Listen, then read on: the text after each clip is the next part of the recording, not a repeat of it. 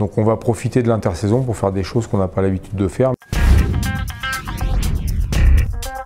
On va commencer à remettre en place une activité aérobie, à remettre en place une activité cardio-training, à faire du renforcement musculaire avec les outils qu'on aura à disposition. C'est pas la peine d'aller systématiquement trouver une salle de muscule. On va trouver une barre dans un stade, on va trouver des escaliers, on va utiliser des randonnées à la montagne, on va aller faire du VTT en forêt. Enfin voilà, tout ce qui peut entraîner un travail de cardio-training ou un travail de renforcement musculaire, on va essayer de l'utiliser. Si vous êtes à la plage, il y a souvent des escaliers qui vous permettent de remonter jusqu'à la route. Et ben, c'est faire un travail dans ces escaliers.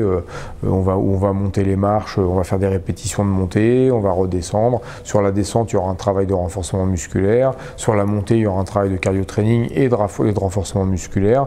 On va monter ces escaliers à une jambe, on va les monter de façon en pas chassé latérale. Enfin, on va travailler comme ça différentes façons de monter et descendre les escaliers, et on va faire monter le cardio, on va renforcer ses membres inférieurs.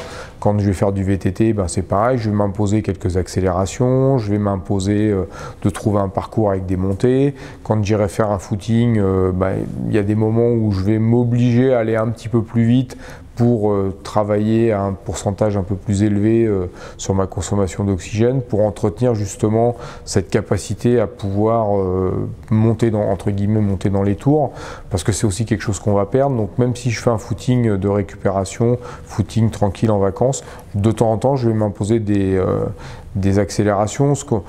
En fait, ce principe d'entraînement, on va appeler ça le fartlek, qui est un travail de jeu d'allure. En fait, on va varier les allures, et ça, on s'aperçoit que c'est bénéfique sur l'entraînement. Et l'idéal, c'est de varier. Une journée, je fais du footing, une journée, je fais du vélo, une journée, je fais de la natation. Je vais varier comme ça les sollicitations. Je vais varier justement aussi les groupes musculaires sollicités.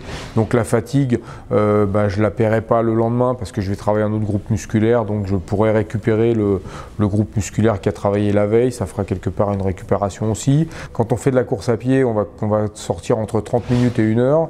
Savoir le VTT, c'est à peu près le double de la course à pied, et le vélo de route, c'est à peu près 3 fois la course à pied. Et un travail qui est très intéressant, c'est le rameur, puisque ça sollicite tous les groupes musculaires, donc les membres inférieurs, les abdominaux, les bras, le dos. En ce moment, il y a une activité qui est très à la mode, s'appelle l'acrobranche.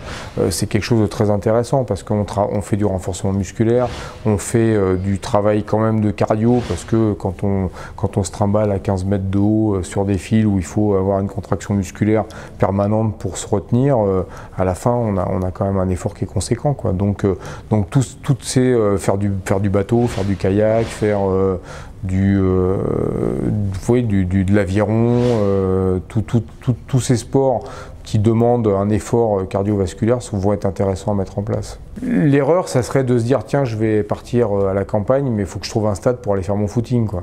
Parce que je sais que je fais 10 tours.